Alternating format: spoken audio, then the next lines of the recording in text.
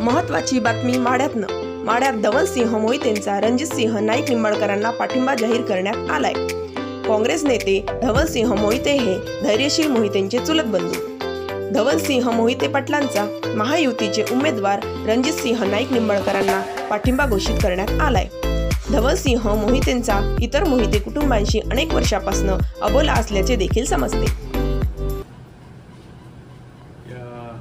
माढा लोकसभा मतदारसंघामध्ये भारतीय जनता पक्षाचे उमेदवार सन्मान्य रणजितसिंह नाईक निंबाळकर यांना आज आम्ही जनसेवा संघटनेच्या वतीनं जाहीर पाठिंबा देतो। माझ्या पुरते आणि स्वर्गीय प्रतापसिंह मोहिते पाटील साहेबांवर प्रेम करणारे सर्व कार्यकर्त्यांना जाहीर आवाहन करतो की कमळाच्या चिन्हावर उभे असलेले सन्मान्य निंबाळकर साहेबांना आपण या ठिकाणी समर्थन द्यायचं आणि मतदान द्यायचं।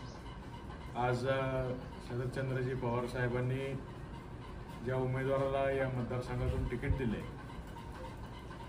त्यांनी अतिशय या भागामध्ये एक दहशतीचं आणि दबावाचं राजकारण, लोकशाहीला मारक असं राजकारण गेले अनेक वर्षापासून या भागामध्ये चालू असताना त्याच्या विरोधामध्ये लढा देण्याचं काम आजपर्यंत आम्ही जनसेवेच्या माध्यमातून, काँग्रेस पक्षाच्या माध्यमातून केले।